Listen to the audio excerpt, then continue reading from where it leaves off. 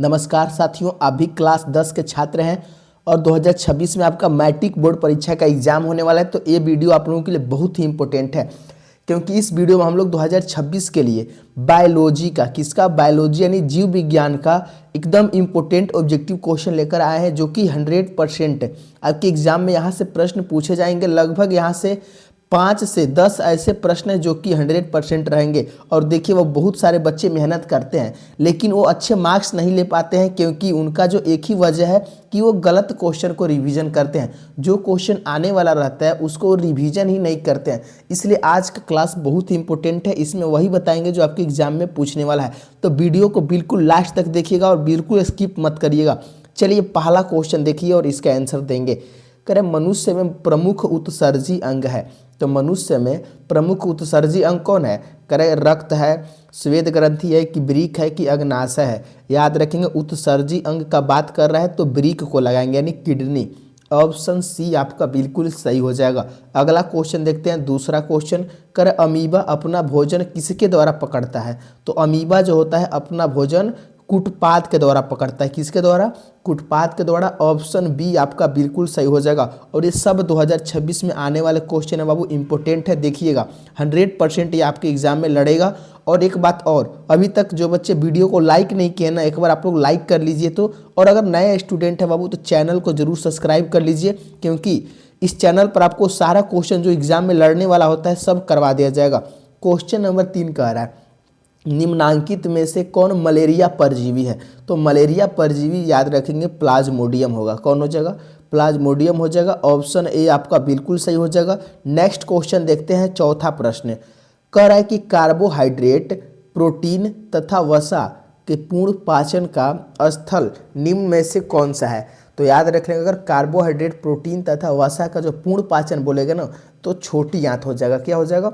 छोटी आंत हो जाएगा। ऑप्शन सी आपको ध्यान में रखना है। अगले क्वेश्चन की ओर चलते हैं। नेक्स्ट क्वेश्चन देखते हैं, पांचवा क्वेश्चन, जो कि VVI क्वेश्चन है। कह रहा है कि खुला परिसंचरण तंत्र पाया जाता है। तो खुला परिसंचरण तंत्र जो होता है कॉकरोच में पाया जाता है। किसमें? कॉकरोच में। मनुष्य में नहीं पाया जाता है, घोड़े में भी नहीं, कॉकरोच में। ऑप्शन सी ध्यान रखेंगे। अगले क्वेश्चन की ओर चलते हैं, छठवां क्वेश्चन। कह रहे, हमारे शरीर में कौन सा हार्मोन कार्बोहाइड्रेट, प्रोटीन तथा वसा के उपापचयन का नियंत्रण करता है? तो हमारे शरीर में कौन करता है? तो थायरोक्सिन करता है। थायरोक्सिन हार्मोन करता है बाबू, एकदम इंपॉर्टेंट क्वेश्चन है, ध्यान रखेंगे। अगले क्वेश्चन की ओर चलते हैं। नेक्स्ट क्वेश्चन, सातवां प्रश्न, देखते हैं इसका कौन बच्चे आंसर देते हैं। कह कि हरे पौधे में पोषण की विधि है। तो हरे पौधे में जो पोषण की विधि होती है स्वपोषी होती है, यानी वो अपना भोजन स्वयं बनाते हैं, यानी स्वपोषी। ऑप्शन डी आपको ध्यान रखना है। अगले क्वेश्चन की ओर चलते देखते हैं, आठवां क्वेश्चन। कह रहा है, प्रकाश संश्लेषण के लिए निम्न में से कौन से कच्चे पदार्थ की आवश्यकता नहीं होती है? तो याद रख लेंगे ऑक्सीजन की, क्योंकि पौधे जो होते हैं ऑक्सीजन स्वयं बनाते हैं, लेकिन ऑक्सीजन की पौधे की आवश्यकता नहीं होती है। ऑप्शन बी आपका बिल्कुल सही हो जाएगा, ध्यान रखेंगे। अगला क्वेश्चन देखते हैं, 9 क्वेश्चन।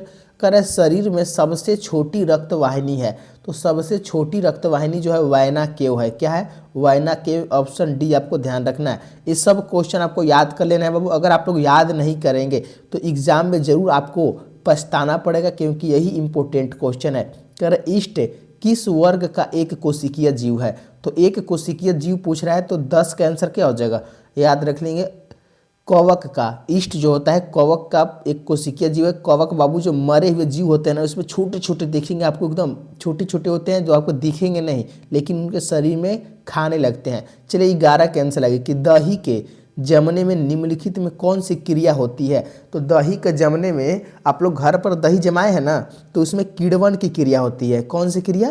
किण्वन की। ऑप्शन सी ध्यान रखेंगे। और देखिए, अभी तक जो बच्चे नहीं हैं चैनल को सब्सक्राइब किए हैं बाबू, जरूर कर लेंगे। इससे आपके 2026 की जो एग्ज़ाम है ना, जो मैट्रिक परीक्षा होने वाला है बाबू, एक ही बार होगा और उसकी भरपूर तैयारी हम करवा देंगे।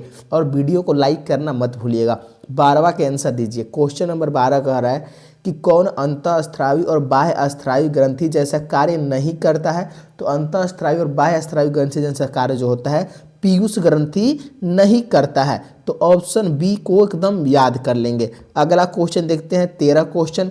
कह रहे, पौधे में रसारोहण होता है। तो पौधे में रसारोहण जो होता है कहाँ होता है? याद रख लेंगे, फ्लोएम में होता है। ऑप्शन डी आपको एकदम ध्यान में रखना है। अगले क्वेश्चन की ओर चलते हैं। नेक्स्ट क्वेश्चन 14 प्रश्न करें स्वपोषी पोषण के लिए आवश्यक है। तो स्वपोषी पोषण के लिए आवश्यक क्या होता है, याद रखेंगे उपयुक्त सभी होता है, यानी कार्बन डाइऑक्साइड होता है, जल भी होता है, क्लोरोफिल भी होता है, सूर्य का प्रकाश भी होता है। तो इसलिए ऑप्शन डी एकदम दिमाग में बैठा लेंगे। चलिए 15 के आंसर दीजिए। करें कि पायरुवेट के विखंडन से यह कार्बन डाइऑक्साइड, जल तथा ऊर्जा देता है और यह क्रिया होती है। तो याद रखेंगे यह क्रिया माइटोकॉन्ड्रिया में होती है। 15 का आंसर क्या हो जाएगा, माइटोकॉन्ड्रिया में यह होता है। ऑप्शन बी आपका बिल्कुल सही हो जाएगा। अगले क्वेश्चन को देखते हैं। 16 क्वेश्चन करें कि स्वपोषण होता है। तो स्वपोषण जो होता है किस में होता है, हरे पौधे में होता है। ऑप्शन बी आपका सही हो जाएगा। और कुछ बच्चे ऐसे भी होते हैं ना बाबू, लास्ट तक क्वेश्चन को नहीं याद करते हैं, शुरू का 5-10 क्वेश्चन याद करेंगे, वो उतने में ही थक जाते हैं। लेकिन बाबू ऐसे बच्चे ना एग्जाम में टॉप नहीं करते हैं, वही बच्चे करते हैं जो एकदम सारे क्वेश्चन को याद किए होते हैं। कर इनमें कौन प्रकाश संश्लेषी अंग है। तो प्रकाश संश्लेषी अंग में क्या आ जाएगा, पत्ती आ जाएगा। अंग पूछा है, ध्यान रखेंगे अंग होता है पत्ती, यानी ऑप्शन ए आपका सही हो जाएगा।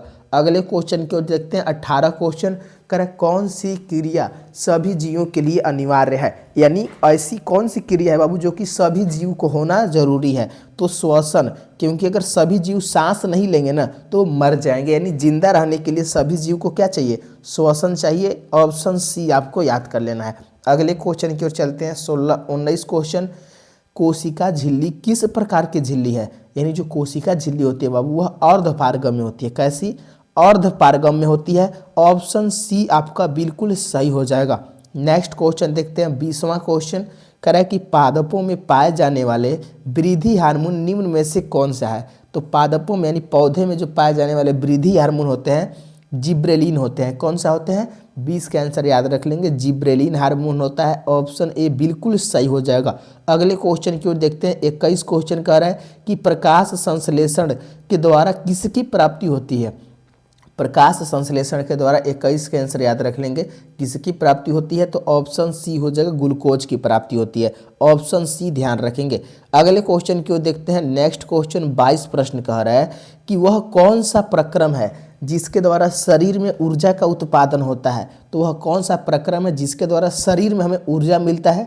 तो श्वसन के द्वारा मिलता है। किसके द्वारा मिलता है ऊर्जा बाबू, श्वसन के द्वारा ऊर्जा हमारे शरीर को मिलता है। ऑप्शन ए एकदम याद कर लेंगे। अगले क्वेश्चन को देखते हैं। 23 क्वेश्चन कर मानव आहार नाल का सबसे लंबा भाग है। तो मानव आहार नाल का जो सबसे लंबा भाग हो जाएगा छोटी आंत हो जाएगा। कौन हो जाएगा, छोटी आंत। ऑप्शन सी ध्यान रखेंगे, एकदम लास्ट तक बने रहेंगे बाबू, तभी आपके एग्जाम क्लियर होगा। कर सैविक का स्त्राव किया जाता है। तो सैविक का स्त्राव जो किया जाता है ऑप्शन बी याद रखेंगे, छोटी आंत के द्वारा। किसके द्वारा, छोटी आंत के द्वारा किया जाता है। ऑप्शन बी एकदम रट जाएंगे। अगले क्वेश्चन की ओर चलते हैं। नेक्स्ट क्वेश्चन 15 का आंसर दीजिए। क्वेश्चन नंबर 25 का रहा है, सॉरी बच्चों 25 का आंसर दीजिए कि कार्बन के स्वांगीकरण के लिए ऊर्जा स्रोत है। तो कार्बन के लिए ना स्वांगीकरण के लिए ऊर्जा का स्रोत कौन है, क्या हो जाएगा, सूर्य का प्रकाश हो जाएगा। ऑप्शन सी एकदम सही हो जाएगा। चलिए मात्र 5 क्वेश्चन और बचा हुआ है। करें कि प्रकाश संश्लेषण की क्रिया का एक उत्पादक क्या होता है। तो याद रखें प्रकाश संश्लेषण से हमें क्या उत्पादक में मिलता है, तो ग्लूकोज मिलता है। क्या मिलता है, ग्लूकोज। देखिए ग्लूकोज किस में दिया हुआ है, ऑप्शन सी में ग्लूकोज दिया हुआ है। ऑप्शन सी आपका सही हो जाएगा। चलिए 27 का आंसर दीजिए। कह रहा है कि मानव हृदय में पाए जाते हैं, मोस्ट VVI क्वेश्चन है। तो मानव हृदय में कितने वेशम पाए जाते हैं, 3 वेशम, 4 वेशम, 5 वेशम कि 2 वेशम। इसका आंसर आपको हम लास्ट में देंगे, तो इसका आप लोग कमेंट में सबसे पहले आंसर दीजिए। चलिए 28 का आंसर दीजिए। कह रहे मानव शरीर के 100 ml में उपस्थित यूरिया की सामान्य मात्रा होती है। तो याद रखेंगे कितनी सामान्य मात्रा होती है, तो 20 मिलीग्राम होती है, यानी ऑप्शन बी आपका सही हो जाएगा। अगला क्वेश्चन देखते हैं। 29 क्वेश्चन कह रहा है कि मस्तिष्क में विभिन्न सूचनाएं किस रूप में संचित होती है। तो मस्तिष्क में विभिन्न सूचनाएं किस रूप में संचित होती है, तो 29 का याद रख लेंगे, उद्दीपन के रूप में। ऑप्शन सी बिल्कुल सही हो जाएगा। चलिए लास्ट क्वेश्चन है, इसका आंसर दीजिए। करा कि इनमें से किसकी उपस्थिति के कारण रक्त लाल दिखाई देता है। तो रक्त हीमोग्लोबिन के कारण लाल दिखाई देता है। किसके कारण, हीमोग्लोबिन के कारण। ऑप्शन सी आपका सही हो जाएगा। और देखो मनुष्य के हृदय में कितने वेशम पाए जाते हैं, 4 व्यसम पाए जाते हैं। आप लोग कौन कौन बच्चे कमेंट में आंसर दिए हैं, देखेंगे हम कमेंट उनका, आप लोग कमेंट में आंसर जरूर लगाएंगे। और अभी तक देखिए लाइक नहीं किया ना बाबू, तो एक बार सारे बच्चे लाइक कर देंगे और चैनल को सब्सक्राइब कर लेंगे, ताकि जो नेक्स्ट क्वेश्चन लाने वाला है ना, बायोलॉजी का सब्जेक्टिव लाने वाले हैं। अगर जिस बच्चे की सब्जेक्टिव कमजोर है बाबू, एकदम वही क्वेश्चन लाएंगे जो आपके एग्जाम में लड़ने वाला है। तो इसलिए चैनल को सब्सक्राइब करना मत भूलिएगा। मिलते हैं नेक्स्ट क्लास में। धन्यवाद दोस्तों।